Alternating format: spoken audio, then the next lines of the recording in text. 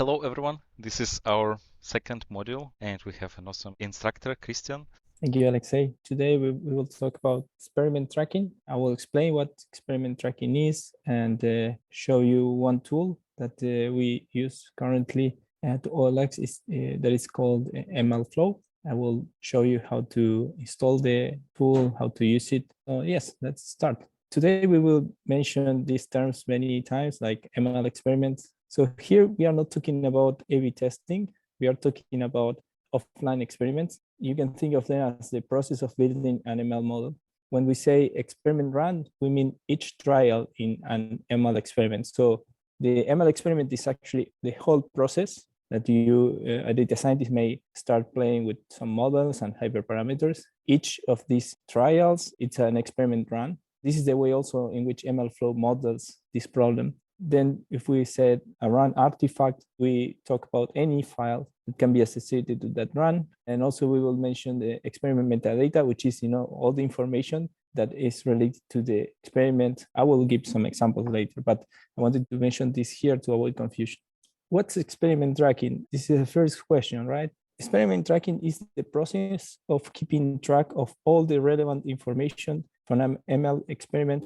And here I included a list of examples. I wanted to emphasize that when I said relevant information, it actually depends on the experiment. I don't know, if you're a data scientist or an ML engineer that is working on a model, you may want to try different versions of the data. What is the source of the data, which processes you have performed in that data is some of the relevant information that should be included in this experiment. If you instead are playing with the hyperparameters, it makes sense that you list those parameters and the values that you are trying. But in general, it's difficult to define what is the set of, let's say, information entities that you want to include in your experiment. So what we do in general is to include a lot of standard metrics, like, for example, the source code, the version, the environment in which this experiment ran, and so on. And then maybe you can customize this list. But again, it will depend on which experiment you're running.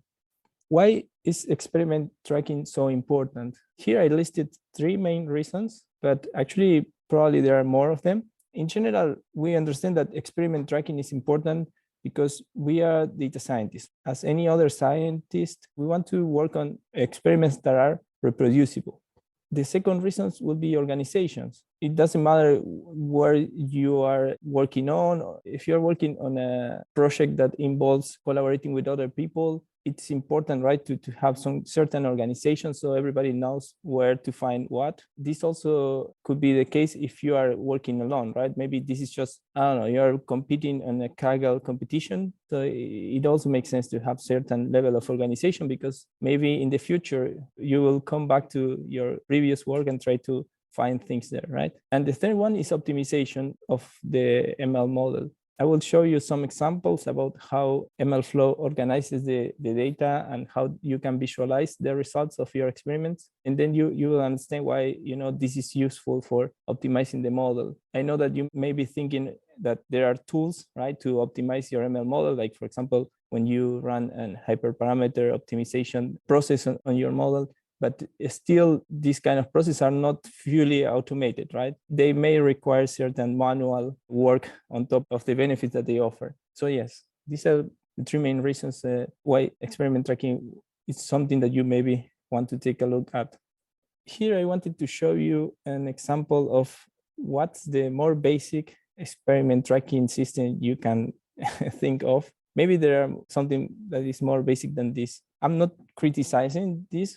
Actually, this is something that I do, right? But again, we want to improve our tools. We want to find something that is allows us to maybe make a more efficient use of our time. Some people maybe end up using spreadsheet like this one to maybe keep track of the changes in the model or data. And here I listed a few problems with this approach. It is error prone. Typically, this is filled in manually, right? You run your model, you see the results, and then you copy and paste those results in this file. So this can create some problems.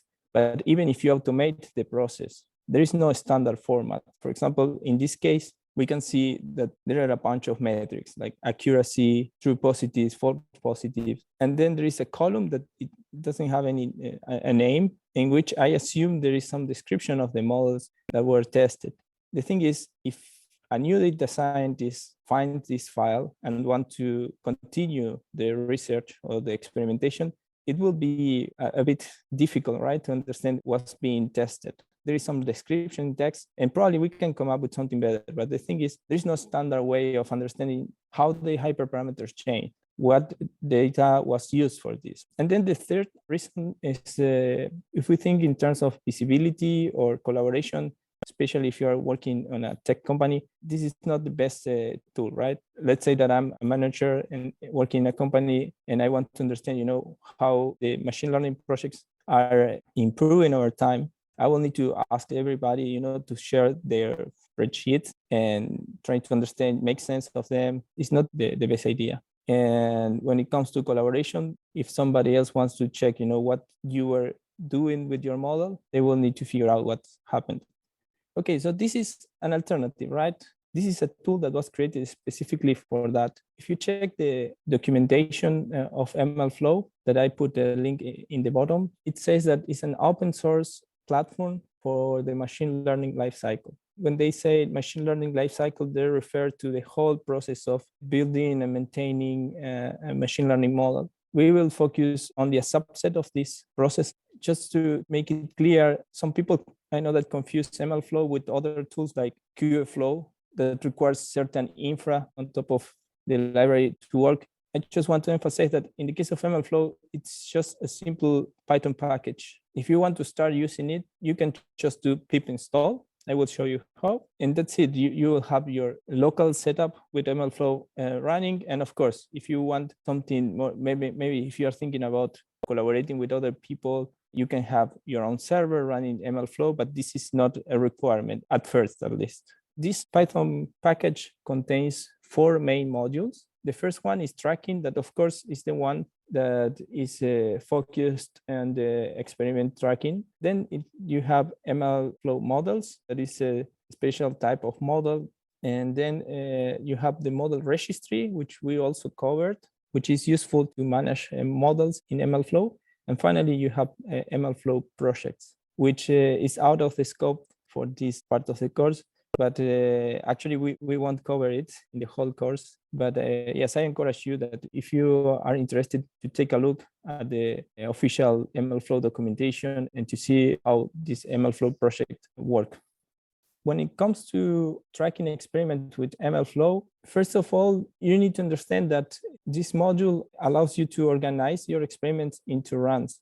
So at the beginning of the presentation, I mentioned that an ML run is each trial in a ML experiment. This is how MLFlow models this process. One experiment is basically a bunch of ML runs that are associated because they are supposed to be part of the same, experiment, the same session, or whatever name you want to put it. And for each of these runs, you can track each of these entities.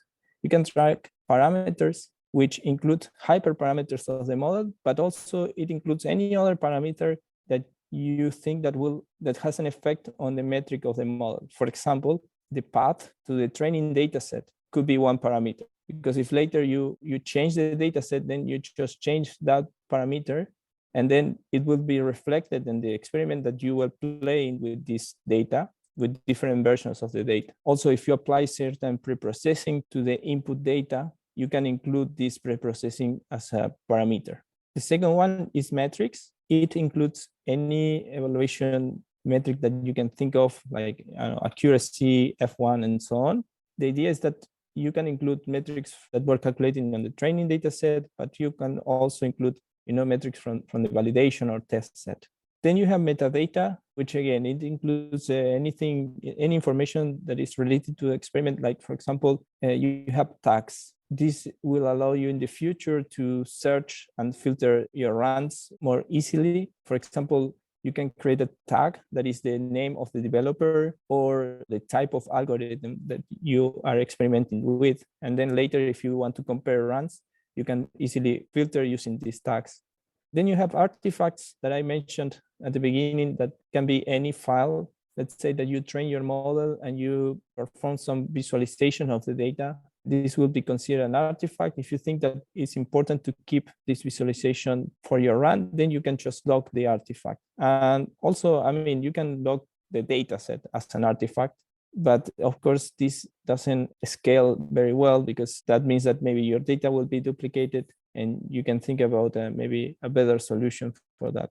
And finally, you have models. So you can log your model as part of the experiment. In certain cases, it will make sense to save the model. But for example, if you're running hyperparameter tuning, maybe you don't care about the model, right? You just care about the performance of the model. What is the set of parameters that achieve the best performance? So in that case, maybe you don't log the model, right?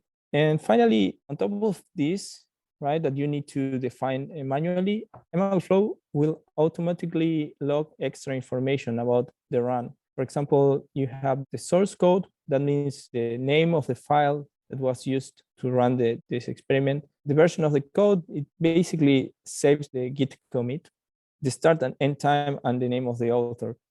Now we can move to a quick demo about MLFlow. Okay, so we are going to launch the MLFlow UI. Once you install MLFlow, you get access to the MLFlow CLI.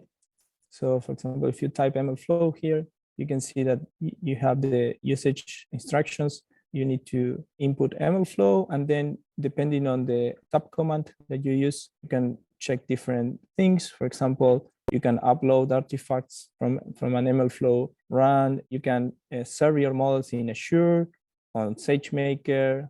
You can deploy your models to custom targets like Kubernetes. You can run your models locally. You can take a look at these commands later. We will show some of them during the course. But now I'm going to focus on this on the UI. By running this command, you will run the MLFlow UI locally. A different option would be to run the MLFlow tracking server locally. But for now, let's just focus on a quick demo with the UI. So MLFlow UI. And here you can see that it's launching a JUnit server. So if you open this URL, you have access to the experiments, right? If you run that command, you will see hopefully the MLFlow UI. So first of all, on the left, you have the list of experiments. I have only one experiment that I just created, but if you want, you can create more. I don't know, my second experiment. And it asks you to provide an artifact location. So this is the location in which you will save all your artifacts, like files, maybe pickle files with your model or the data and so on. You have many options. It could be a local folder, or it could be even an S3 bucket. For now, I'm going to just let it empty. If I create this, so then now I have two experiments, experiment ID 0 and experiment ID 1.